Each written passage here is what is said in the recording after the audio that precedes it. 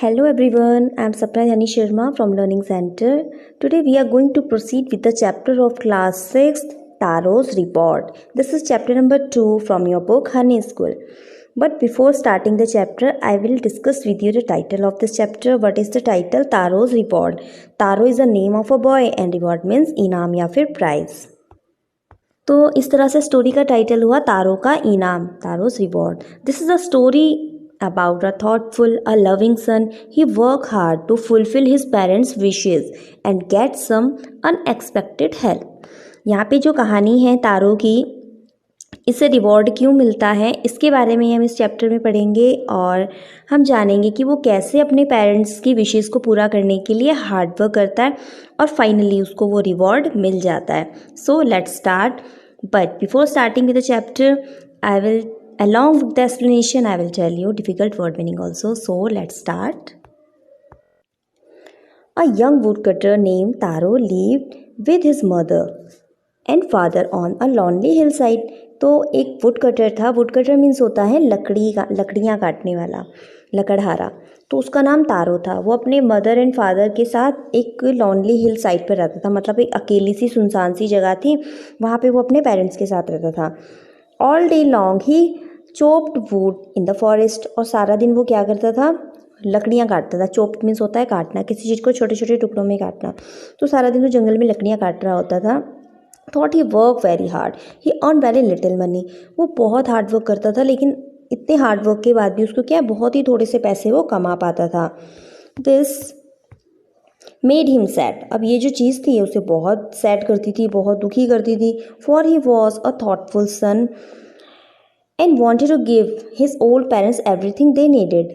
लेकिन वो मतलब इतना ज़्यादा केयरिंग वो अपने मम्मी पापा का सन था कि वो अपने पेरेंट्स के लिए हर वो चीज़ करना चाहता था जो वो चाहते थे. मतलब वो उनकी सारी विशेज़ को पूरा करना चाहता था. One evening when taro was his parents was sitting in a corner of their हट. मीनिंग ऑफ हट, हट मीन्स होता है झोपड़ी. तो वो कॉर्नर मीन्स होता है कोना. तो एक शाम को क्या है, वो अपने पेरेंट्स के साथ अपने झोपड़ी के कोने में बैठा था. A strong wind began to blow. अचानक से क्या है, एक स्ट्रॉन्ग जो विंड होती है, हवा, वो चलने लगी. It whistled through the crack of hut and everyone felt very cold. और इससे क्या हुआ, हवा बहुत तेज़ चल रही थी तो झोपड़ी क्या है वो टूट गई. थोड़ी सी झोपड़ी टूट गई और हवा जो है अंदर आने लगी तो सभी लोगों को बहुत ज़्यादा ठंड लगने लगी. Suddenly Taro's father said. अचानक से तारो के फादर ने कहा, I wish I had a cup of shake, I would warm me and do my old heart good. तो फिर जो तारो के फादर थे उन्होंने कहा कि मतलब वो अपने मन में विश करते हैं, वो बोलते हैं कि काश मुझे एक कप ऑफ शेक मिल जाता पीने के लिए. शेक जो होता है एक बहुत ही वार्म, बहुत ही गर्म ड्रिंक होता है पीने का. तो वो विश करते हैं कि काश मुझे एक कप ऑफ शेक पीने के लिए मिल जाता, इससे जो मेरा मन है, जो मेरा बूढ़ा मन है, उसे क्या है, अच्छा लगता. The made taro sadder then ever for the heart warming drink called shake very expensive.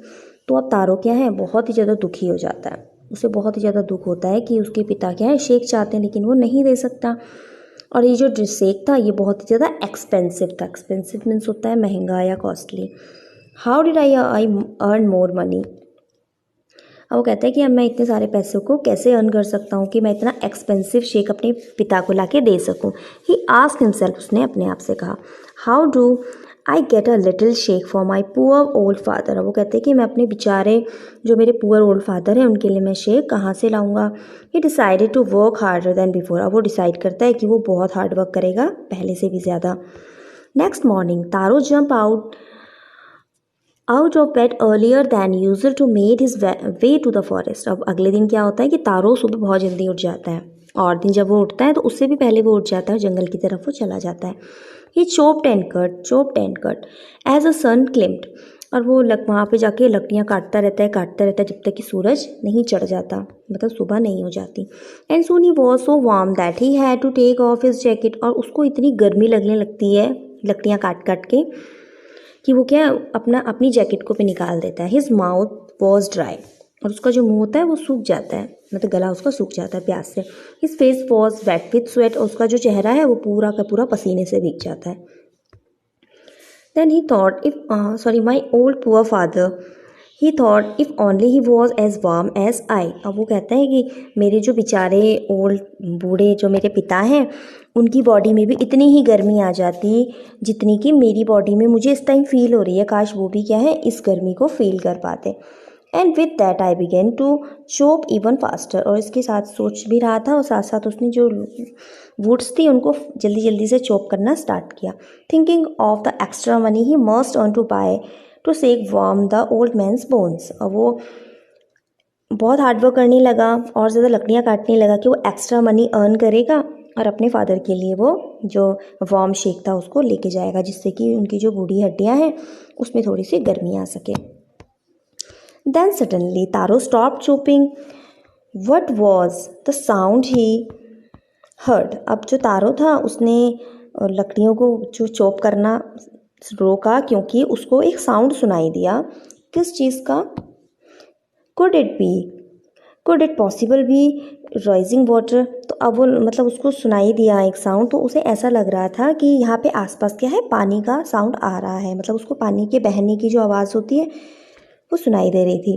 Taro could not remember even seen of hearing a rushing stream in the part of the forest. अब वो कहता है कि मतलब उसे तो ऐसा याद भी नहीं था कभी कि जंगल के इस हिस्से में उसने कभी इस पानी की आवाज़ सुनी भी होगी, या उसको ऐसा नहीं लग रहा था कि मतलब उसे पता ही नहीं था कि यहाँ पे क्या है, इसका भी पानी भी रहा होगा, मतलब उसको बिल्कुल स्ट्रेंज सी आवाज़ आ रही थी। ही वॉज थर्स्टी, वो प्यासा भी था।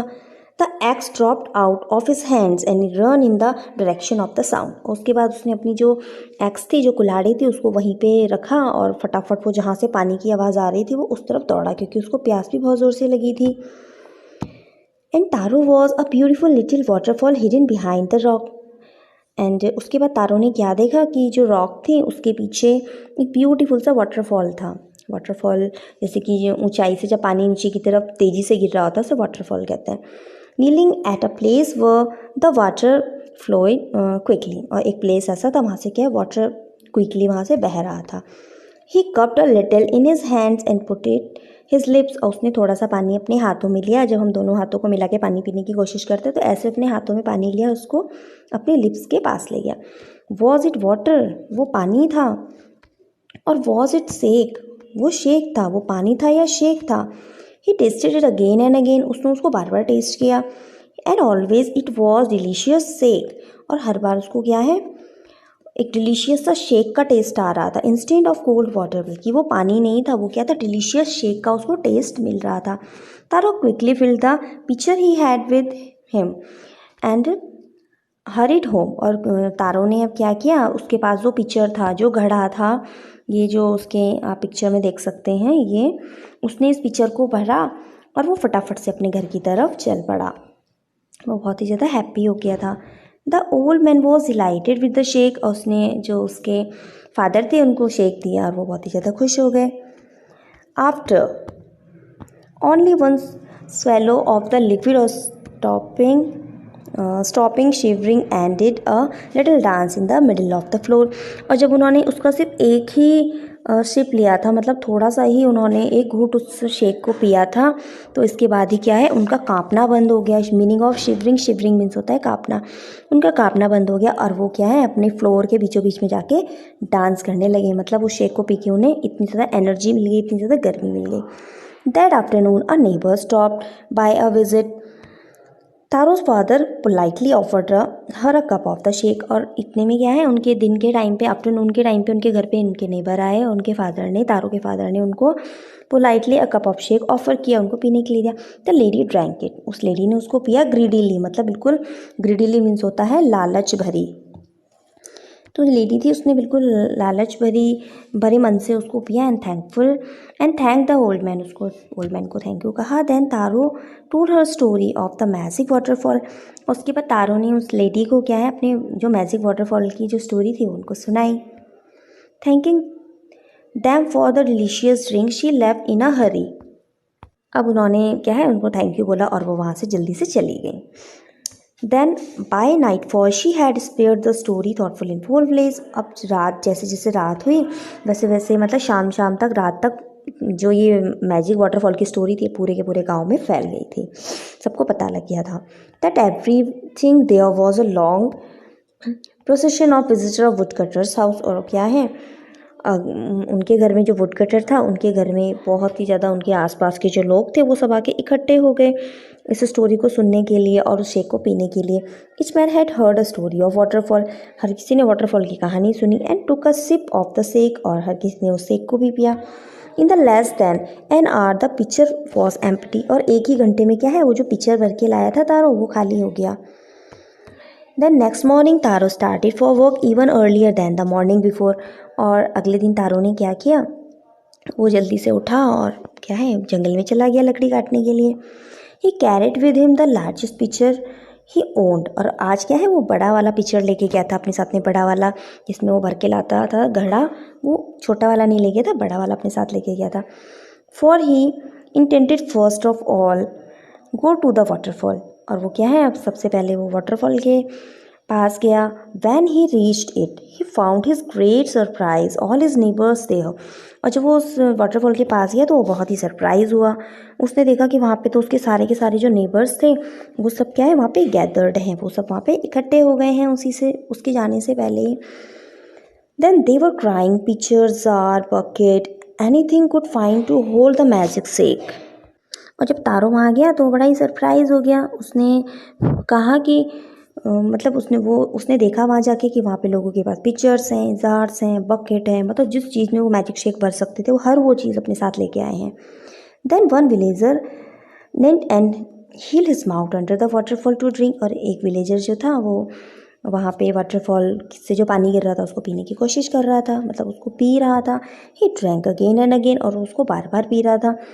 And then shouted angrily. और वो फिर बहुत ही गुस्से में चिल्लाया, वाटर नथिंग बट वाटर। उसने कहा कि ये तो सिर्फ पानी है, पानी के अलावा कुछ नहीं है। अदर ऑल्सो ट्राइड, सभी ने उसको ट्राई किया, but there was no sake only cold water.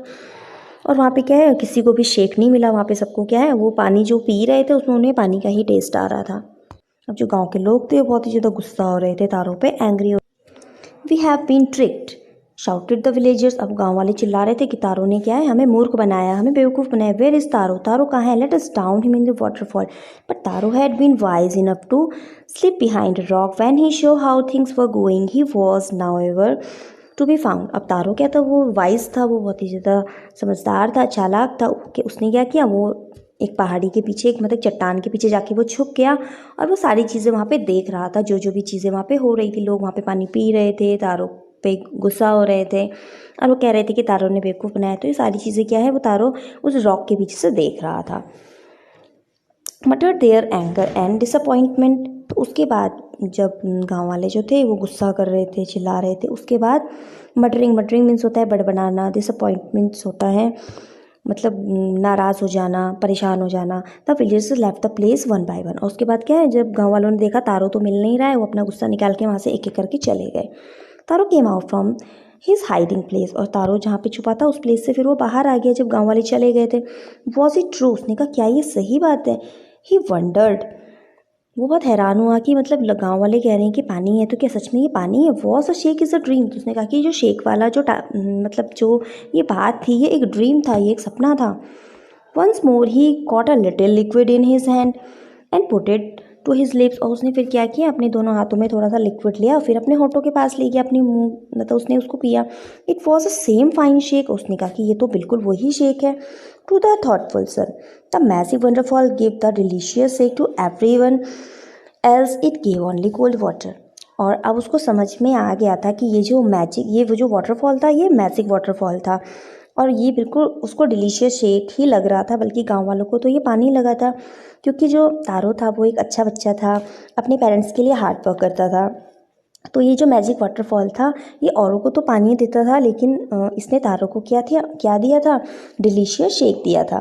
तो अब तारो को ये बात समझ में आ गई थी।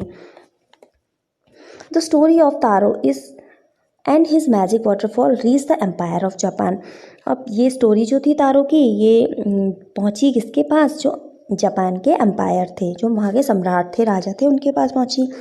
ही sent for the young wood cutter and reward him with 20 pieces of gold for having been so good and kind. तो अब जब एम्पायर के पास स्टोरी पहुंची तो उन्होंने उस यंग वुड कटर को अपने पास बुलाया, इन तारो को अपने पास बुलाया और उसे रिवॉर्ड दिया, उसे इनाम दिया 20 pieces ऑफ गोल्ड कॉइन। उसे सोने के क्या है 20 पीस दिए, सिक्के दिए, क्योंकि वो बहुत ज़्यादा अच्छा था और दयालु था। Then he name the most beautiful fountain in the city after Taro. अब जो उसने अपने सिटी में एक बहुत ही ब्यूटीफुल सा फाउंटेन बनाया था, तो वहाँ पे उस फाउंटेन का नाम उन्होंने तारो रखा। This set the emperor was so encourage all children to honour the obey their parents. अब मतलब उन्होंने वो इसलिए बनवाया था, या जो एम्पायर थे उन्होंने कहा कि ये क्या है, सभी बच्चों के लिए एक प्रेरणा है, एक लेसन है तारो कि क्या है, हमें भी अपने पेरेंट्स के लिए इतना ही ज़्यादा उनके लिए हार्डवर्क करना चाहिए, उनकी हर विशेष पूरी करने की हमें कोशिश करनी चाहिए। तो तारो को उन्होंने एक अच्छा बच्चा कहा है, इसलिए उन्होंने अपनी सिटी में जो फाउंटेन बनाया था वो तारो के नाम पे बनाया था। इस कहानी से वो हर बच्चे को ये सीख देना चाहते थे कि सभी को क्या है, अपने पेरेंट्स के लिए हेल्पफुल होना चाहिए, उनकी सेवा करनी चाहिए। So this is the end of the story. आपको ये वीडियो कैसा लगा? अगर वीडियो अच्छा लगा तो चैनल को सब्सक्राइब करें, and if you have any question so feel free to write in comment section. Good bye.